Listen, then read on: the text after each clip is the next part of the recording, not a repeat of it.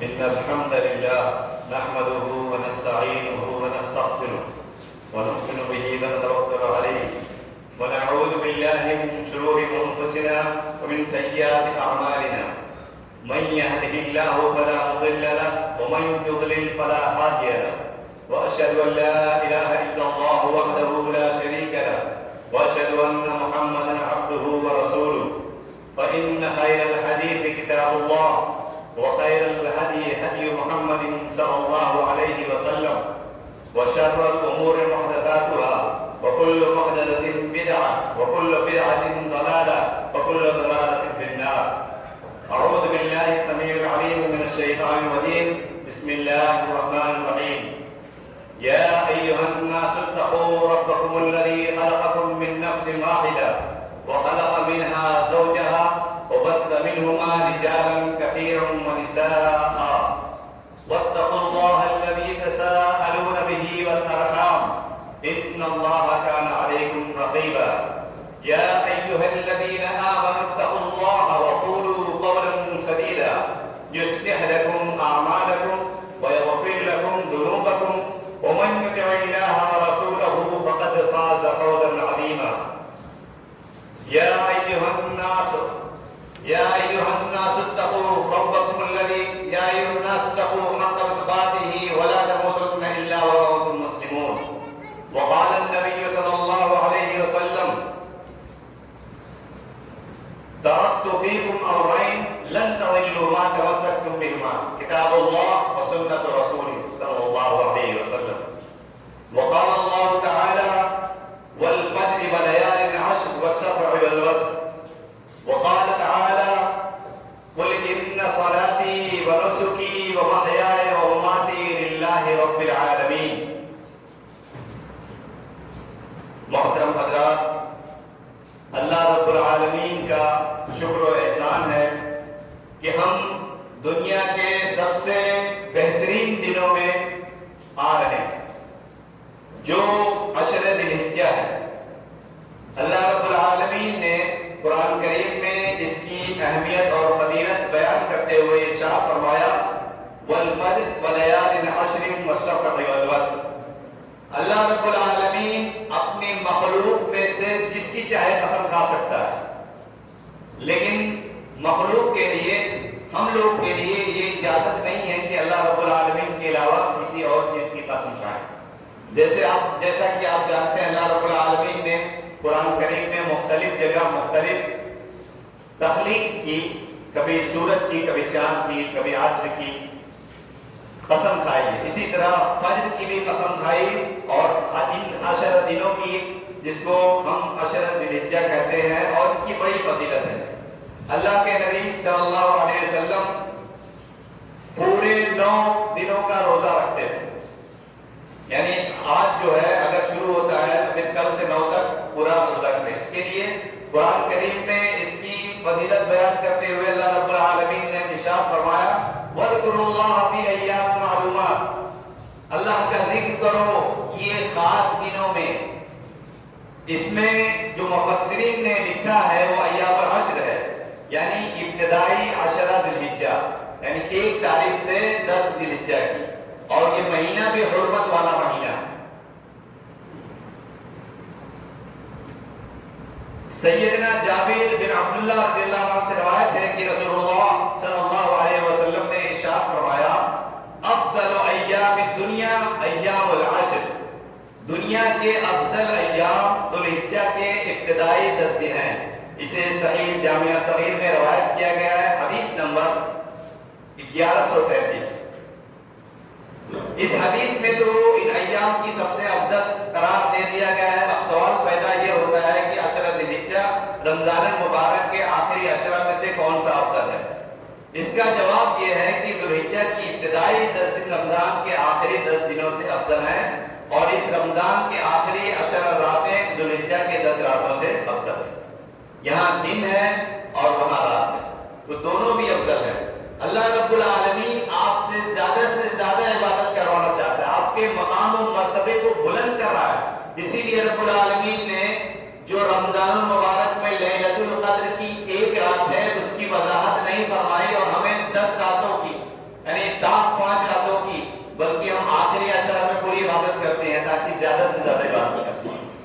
طرح سے یہ جو 10 ایام ہے یہ بھی بڑی فضیلت کے ہیں، اور اس میں جو ہے یوم عرفہ کا روزہ بھی ہے، اس کی بڑی فضیلت ہے۔ اللہ کے نبی صلی اللہ علیہ وسلم نے فرمایا کہ مجھے امید ہے کہ اللہ رب العالمین اس ایک یوم عرفہ کے روزے سے میرے پچھلے 1 سال کے گناہ اور اگلے 1 سال کے گناہ معاف فرمائے۔ اب اس میں کچھ اختلافات پائے جاتے ہیں علماء کرام میں کہ یوم عرفہ جو سعودی عرب میں یوم عرفہ ہے اس دن کو، یا ڈیٹ وائز یہاں کے حساب سے، تو سب سے اچھا اس کا حل ہے کہ آپ 2 روزہ رکھیں، مسئلہ ہی ختم ہو جائے گا۔ آپ کو نقلی روزے کا بھی ثواب ملے گا، اور اللہ کے نبی صلی اللہ علیہ وسلم سے 9 روزے شامل ہیں۔ تو اس لیے بہتر یہ ہے کہ کسی بھی ایسے امور میں جب اختلاف ہو تو اس میں جو صحیح رائے ہو، جو زیادہ فضیلت ہو، اس کو آپ کریے، نہ کہ اختلافات میں پڑھ کر دونوں روزے چھوڑ دیں آپ۔ اس لیے بہتر ہے کہ وہاں کے حساب سے رکھیے اور یہاں کے حساب سے بھی رکھیے، لیکن جو یوم عرفہ ہے وہ وہاں یوم عرفہ ہے، اور اس طرح سے چاند کا جو حساب سے یوم عرفہ ہوتا ہے تو یہاں کے حساب سے بھی ہوتا ہے۔ تو جو لوگ جس پر وہ ہیں، ہم دونوں بات آپ لوگوں کو وضاحت کے طور پہ بتا دے رہے ہیں۔ اسی طرح سے تکبیرات کا بھی اہتمام کریے، اس میں بھی اللہ کے نبی صلی اللہ علیہ وسلم سے مختلف احادیث موضوع ہے جس میں تکبیر جو ہے پڑھی جاتی ہے، اور یہ تکبیر کا پڑھنا بہت ہی اہم ہے، اور تمام صحابہ کرام رضوان اللہ علیہم اجمعین اور تمام علماء سے یہ ثابت ہے۔ اور وہ تکبیر جو ہے اللہ اکبر لا الہ الا اللہ واللہ اکبر وللہ الحمد، یہ پڑھنا ثابت ہے۔ یہ حدیث نمبر صحیح ہے 5650 میں یہ حدیث آپ کو ملتی ہے۔ اسی طرح سے جب ذوالحجہ کا چاند دیکھیں اور قربانی کا ارادہ ہو تب قربانی نہ کر لے، جب تک قربانی نہ کرے اپنا ناخن اور بال نہ کاٹے۔ بعض لوگوں نے یہ سوال کیا کہ جو قربانی نہیں کرنا چاہتے ہیں تو کیا ان کو بھی یہ احتیاط کرنا ہے؟ جی ہاں، انہیں بھی احتیاط کرنا ہے۔ اللہ کے نبی صلی اللہ علیہ وسلم سے ایک اور حدیث ہے جس میں یہ ایک صحابی نے کہا کہ مجھے تو قربانی کے لیے جانور ایسا نہیں ملا، تو اللہ کے نبی صلی اللہ علیہ وسلم نے کہا کہ تم اپنا بال نہ مڑکاؤ اور ناخن نہ کاٹ، اور جب ہو جائے عید ہو جائے اور لوگ قربانی کرتے ہیں تو تو اپنا کر لے، تیرے لیے یہ اس کا ثواب کے برابر ہے۔ تو اللہ رب العزت ہم سب کو جو بھی شریعت کے احکامات ہیں اس کی پابندی کرنے کی توفیق عطا فرمائے۔ یہ مختصر سی بات تھی جو 10 ذی الحجہ کے تعلق سے تھی۔ اصل میں میرا ٹاپک ہے قربانی کے احکام و مسائل، اس پہ بھی جو ہے روشنی ڈالنا بہت ضروری ہے کیونکہ ہم اکثر غلطیاں کرتے ہیں۔ عید الاضحیٰ بالکل قریب ہے، اور حضرت ابراہیم علیہ السلام کی اسماعیل علیہ السلام کی سنت کو اللہ رب العالمین نے زندہ رکھنے کے لیے یہ قربانی ہم پر فرض کی ہے۔ بعض لوگ اسے سنت موقدہ کرتے ہیں، لیکن قرآن کریم کی اگر آیت آپ پڑھیں گے تو اللہ رب العالمین فرماتے ہیں فَصَلِّ لِرَبِّكَ وَانْحَرْ، تو نماز اور قربانی اللہ کے لیے پڑھو۔ تو جیسے آپ نماز پڑھتے ہیں ویسے قربانی بھی اللہ کے لیے کریں۔ اسی طرح سے دوسری آیت میں اللہ رب العالمین ارشاد فرماتے ہیں، آپ کہہ دیجئے قُلْ إِنَّ صَلَاتِي وَنُسُكِي وَمَحْيَايَ وَمَمَاتِي لِلَّهِ رَبِّ الْعَالَمِينَ، یہ سورہ انعام کی آیت نمبر 162 ہے۔ آپ کہہ دیجئے کہ یقیناً میری نماز، میری قربانی، میرا جینا، میرا مرنا صرف اللہ رب العالمین کے لیے ہے جو سارے جہاں کا مالک ہے۔ تو اس سے ہمیں اس کی فرضیت پتہ چلی کہ قربانی بھی فرض ہے۔ اللہ رب العالمین نے ہم پر بہت احسان فرمایا اسلام کے ذریعے، ایمان کے ذریعے اور انبیاء کرام کی بعثت سے۔ جیسا کہ پچھلے خطبے میں میں نے کہا تھا کہ یہ ابراہیم علیہ السلام وہی ہیں جو اپنے والد سے کہتے تھے یا ابت لم تعبد ما لا يسمع ولا يغني عنك شيئا، اے میرے ابا جان آپ ان بتوں کی عبادت کیوں کرتے ہیں جو نہ سنتے ہیں نہ دیکھتے ہیں اور نہ آپ کو مالدار کرنے والے، نہ غنی کرنے والے، نہ بے نیاز کرنے والے۔ تو اللہ رب العالمین نے انہی کی نسل سے ابراہیم علیہ السلام کو پیدا کیا۔ اب دیکھیے والد صاحب سے وہ مخالفت کر رہے ہیں، اور پھر ان کے والد جب اولاد ہوئی، اللہ رب العالمین نے اولاد دیا، تو انہوں نے کہا انی رأیت فی المنام انی اذبحک فانظر ماذا تری، اے میرے بیٹے، ابا سے کہا ایک بار، انہوں نے ریجیکٹ کر دیا. پھر وقت آیا بیٹے سے کہا اے بیٹے میں نے خواب میں دیکھا ہے کہ میں تمہیں ذبح کر رہا ہوں، تو تمہاری کیا رائے؟ تو بیٹے نے کیا جواب دیا؟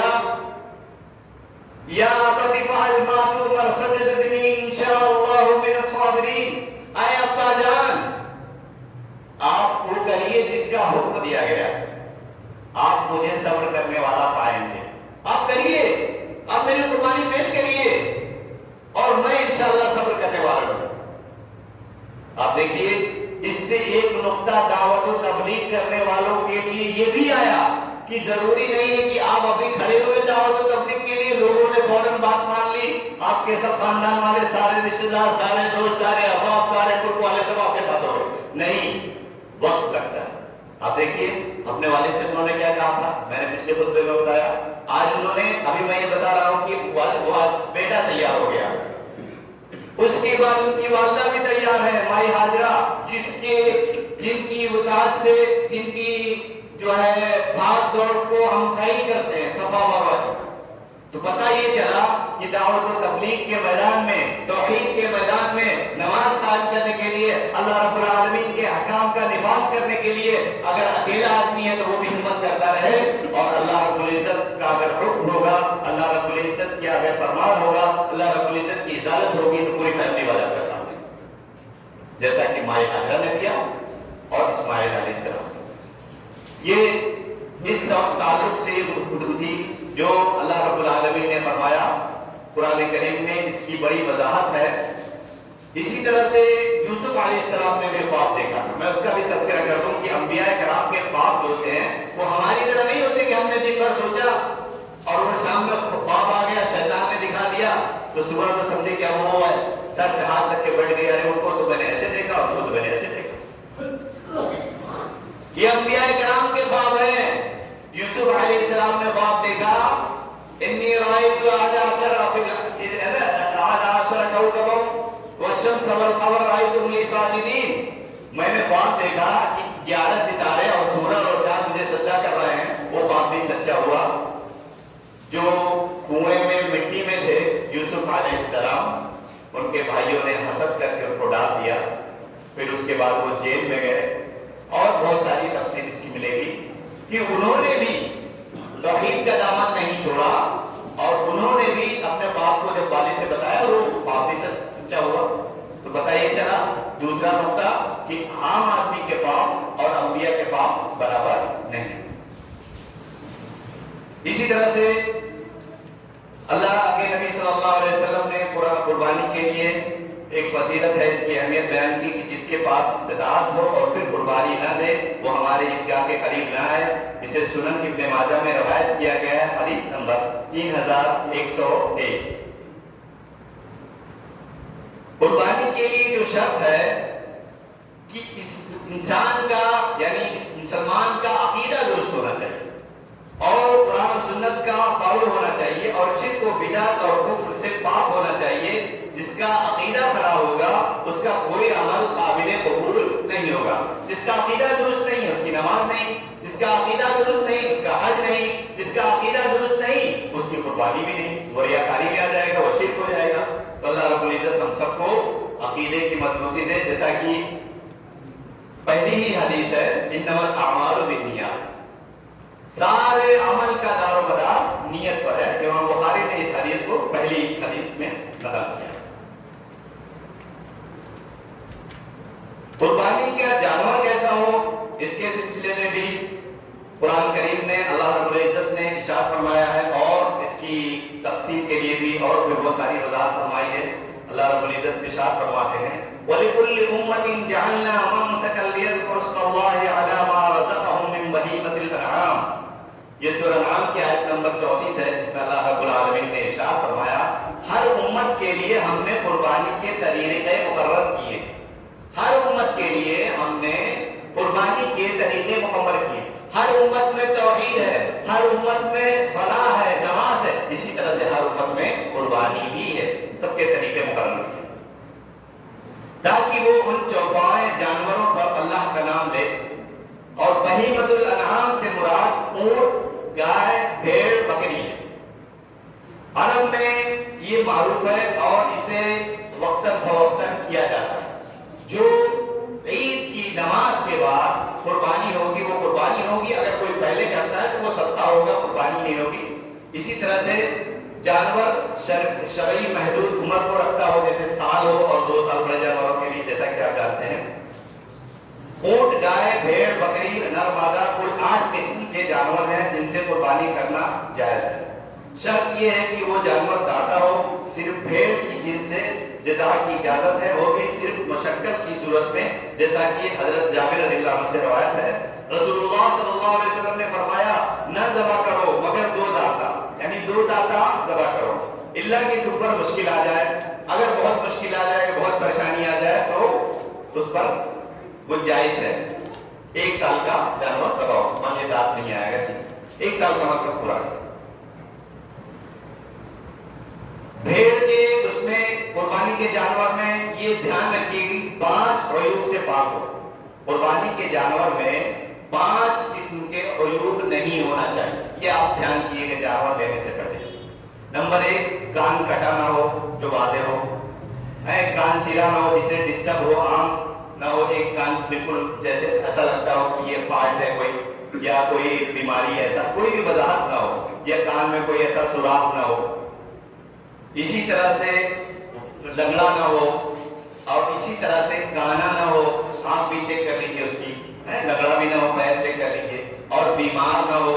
اسی طرح سے لاغر ہو، اتنا لاغر نہ ہو کہ پتہ چلا ہڈی کے اندر کھدائی نہیں ہے یا دماغ میں کوئی مخی نہیں ہے، بالکل محیط جس کو کہتے ہیں، بہت قریب، بہت ہی بیکار، جو کہ گھر لے جاتے خطرہ ہو کہ زندہ بہت گھر پہ پہنچ پائے گا، کہ ایسے جانور کی بھی قربانی نہیں کرتے۔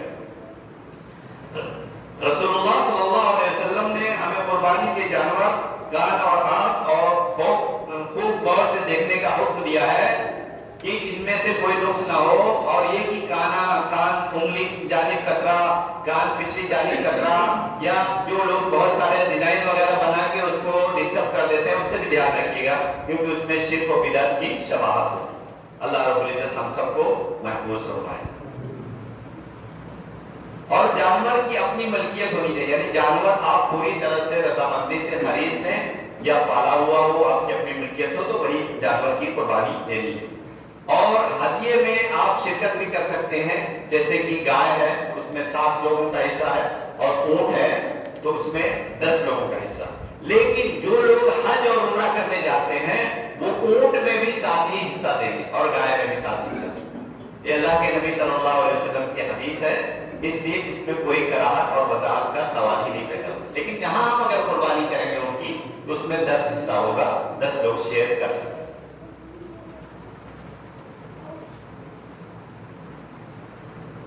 اسی طرح سے نبی کریم صلی اللہ علیہ وسلم نے فرمایا قربانی کا وقت عید کی نماز کے بعد سے شروع ہوتا ہے، جو آدمی نماز عید سے پہلے قربانی کرے اس کی قربانی نہیں ہوتی۔ اسی طرح سے نماز عید سے پہلے ذبح کیے جانے والا جانور عام جانور ذبح کیے جانے کے جانوروں کی طرح ہے، اس کا گوشت کھایا جا سکتا ہے لیکن قربانی نہیں ہوتی۔ اور اسی طرح سے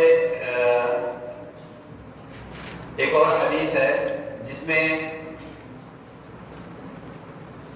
قربانی کے 4 دنوں میں کی جا سکتی ہے، مگر پہلے دن کی قربانی افضل ہے، کیونکہ پہلا دن ذوالحجہ کے پہلے عشرہ میں شامل ہو جاتا ہے۔ یعنی جس ہم 10 دنوں کی اہمیت بیان کر رہے ہیں اس میں ایک دن عشرہ ذوالحجہ کا بھی آ جاتا ہے، اس لیے اس کی فضیلت زیادہ ہے۔ باقی ایسا نہیں ہے کہ اس کے بعد آپ قربانی کریں گے تو اس کی اہمیت نہیں ہے۔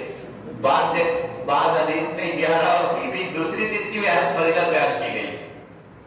تو اللہ رب العزت کا اتنا کرم ہے، احسان ہے کہ نبی بھیج کر ہمیں دین کے تمام پہلوؤں کو اجاگر کیا، روشناس کیا، تاکہ ہم سنت رسول صلی اللہ علیہ وسلم کی روشنی میں اطمینان کے ساتھ دین پر چل سکیں اور پورا ثواب حاصل کر سکیں۔ رسول اللہ صلی اللہ علیہ وسلم نے جانور ذبح کرنے سے اب چھری تیز کرنے کا حکم دیا، اور یہ کہ چھری جانور سے چھپایا جائے اور جب ذبح کرنا ہو تو جلدی جلدی ذبح کیا جائے، اس کو تکلیف نہ دی جائے جانور۔ اسی طرح سے مسنون ہے اور مستحب ہے کہ جانور ذبح کرتے ہوئے قبلہ رو ہو۔ چنانچہ سیدنا جابر بن عبداللہ فرماتے ہیں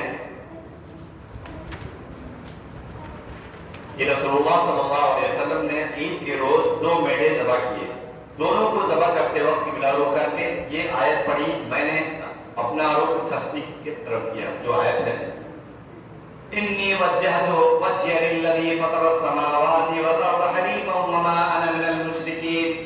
آگے اللہ تبارک نے عرض کیا قل ان صلاتی ونسکی ومحیای ومماتی للہ رب العالمین۔ تو اللہ رب العزت نے جب ان کو اشارہ دیا ہے، قرآن کی آیت ہے، تو انہوں نے یہ کہا کہ میں اپنا رخ، میں اپنا ڈائریکشن، میں اپنا کنسنٹریشن اس ہستی کی طرف کر رہا ہوں جس نے آسمان اور زمین کو پیدا کیا۔ اب دیکھیے، زمین اور آسمان کو پیدا کرنے والا تو اللہ ہی ہے۔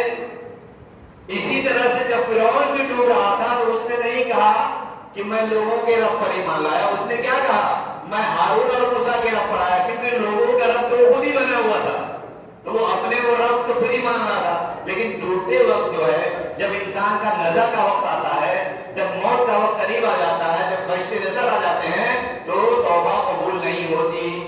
اس نے کہا تھا، ایمان کی بات کہی تھی، لیکن اللہ رب العالمین نے کہا کہ اب اس تمہارا ایمان لانا کوئی قابل قبول نہیں ہوگا۔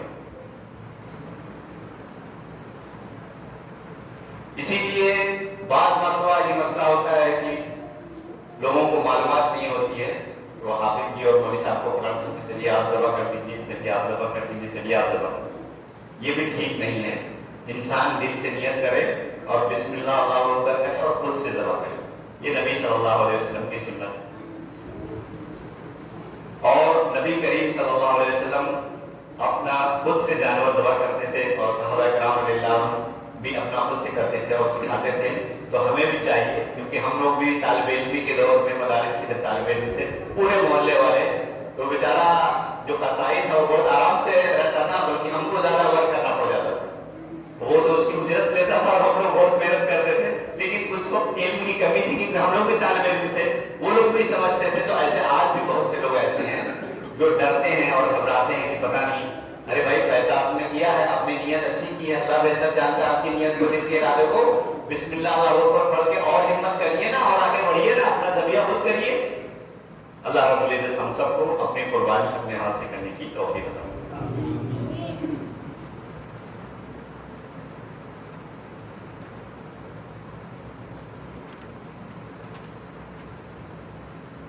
نبی کریم صلی اللہ علیہ وسلم نے ایک اور حدیث جو سنن ابن ماجہ میں حدیث نمبر 3074 ہے، نبی کریم صلی اللہ علیہ وسلم نے حجۃ الوداع کے موقع پر 100 اونٹ نہر، جیسے بکرا اور گائے ذبح ہوتی ہے ویسے اونٹ نہیں ذبح ہوتا، اس کو نہر کیا جاتا ہے، اس کا طریقہ دوسرا۔ تو اللہ کے نبی صلی اللہ علیہ وسلم نے 100 اونٹ نہر کیے، جن میں سے 63 اپنے ہاتھ سے نہر، اور باقی علی رضی اللہ عنہ نے۔ یہ حدیث آپ کو سنن ابن ماجہ میں ملے گی، حدیث نمبر 3074۔ اور انشاءاللہ باذن اللہ اس میں چونکہ مسائل اور بھی زیادہ ہیں، اور یہ میں یہیں رکھ کر جاؤں گا، یہاں جو لوگ ذمہ داران ہیں وہ آپ پورے مسئلے دیکھ سکتے ہیں۔ ظاہر ہے اس مختصر وقت میں ساری باتیں بتائی نہیں جا سکتی، لیکن جو اہم بات ہے وہ میں نے بتائی۔ دیکھیے اللہ کے نبی صلی اللہ علیہ وسلم نے 63 اونٹ جو ہے، اور اس کے بعد حضرت اس میں یہ بھی پتا چلا کہ آپ اپنے نام سے کرتے ہیں تو مدد بھی لے سکتے ہیں، لیکن اسی پر ڈیپینڈ ہو جانا، یا آدمی بالکل بولے کہ نہیں ہم اپنے آپ سے ذبح ہی نہیں کریں گے، اس لیے میں نے اس کی بھی وضاحت کی۔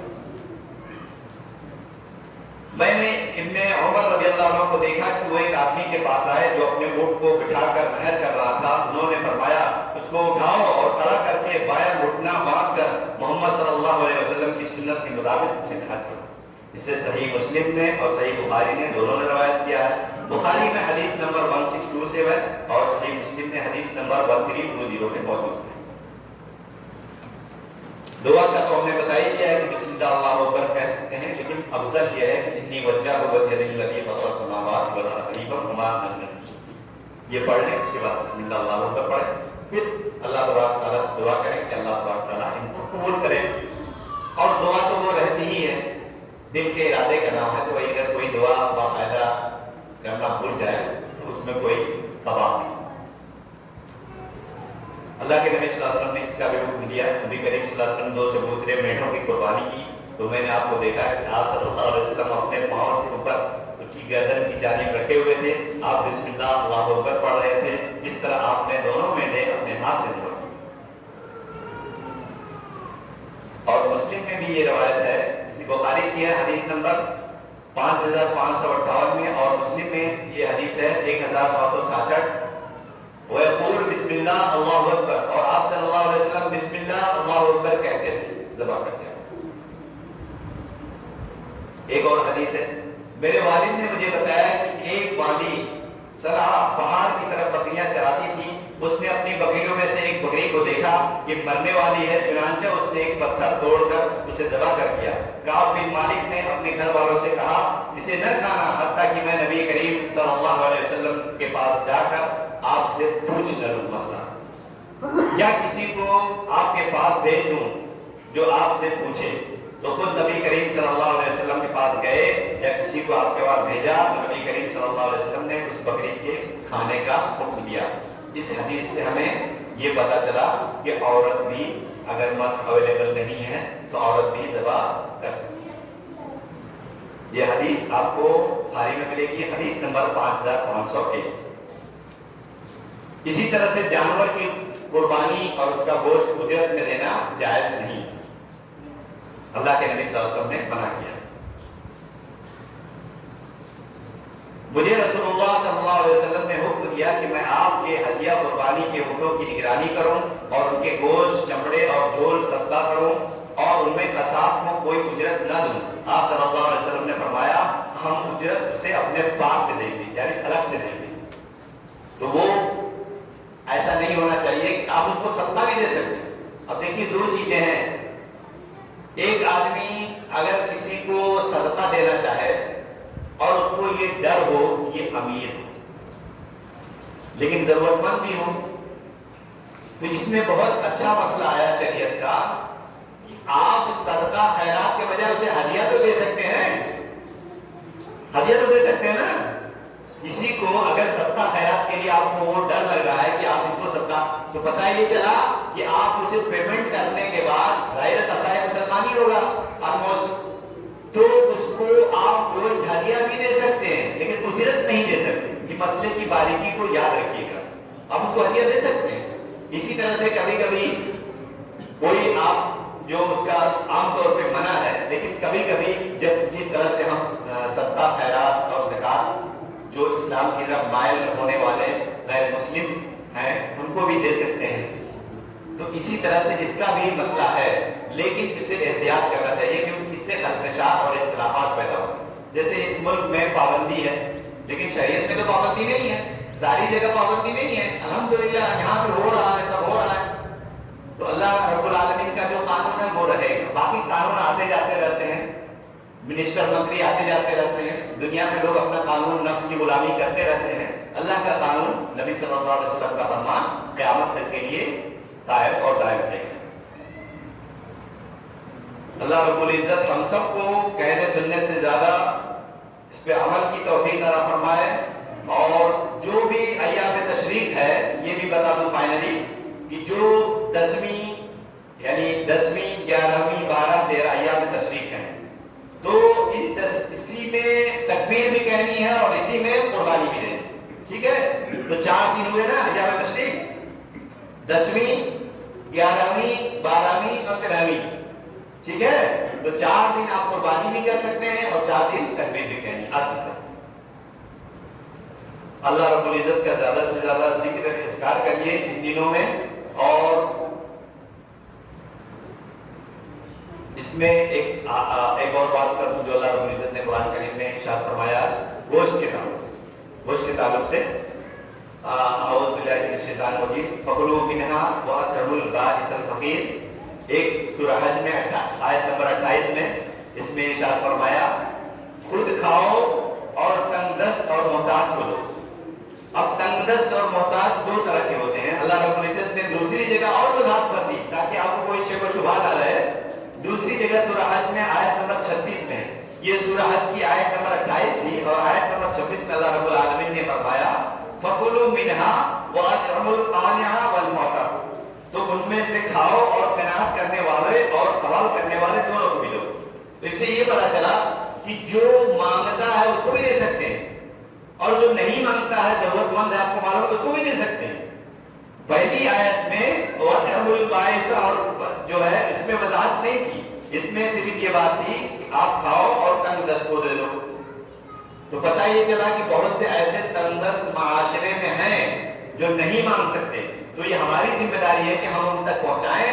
اور بہت سے ایسے تنگ دست ہیں جو پروفیشنل نہیں ہیں لیکن ضرورت میں ایمرجنسی میں ہاتھ پھیلا دیتے ہیں, تو ان کو بھی دینا چاہیے. دونوں باتیں کلیئر ہو گئی نا. اسی طرح سے صدقہ اور خیرات میں بھی بتایا کہ صدقہ اور خیرات اگر کسی کو نہیں دے سکتے تو آپ ہدیہ دے دیجیے, مدد کریے. اللہ رب العالمین کو جو دل سے کیا گیا ہے وہ چیز مطلوب ہے.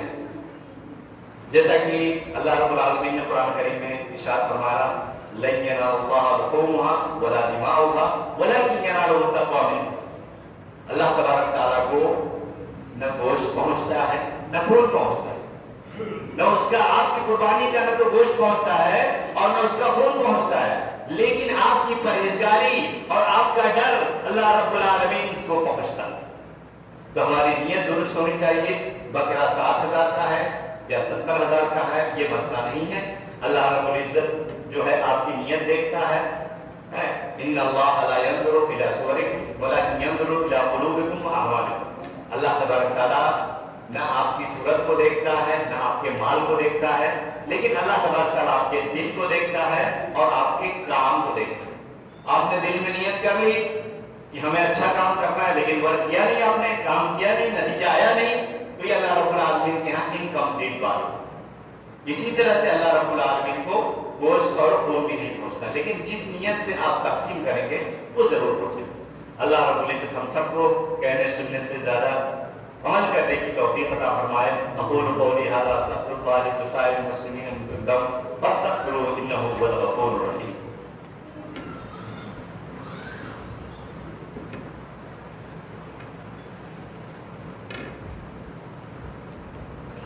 الحمد لله نحمده ونستعينه ونستغفره ونؤمن به ونتوكل عليه ونعوذ بالله من شرور انفسنا ومن سيئات اعمالنا من يهده الله فلا مضل له ومن يضلل فلا هادي له واشهد ان لا اله الا الله وحده لا شريك له واشهد ان محمدا عبده ورسوله.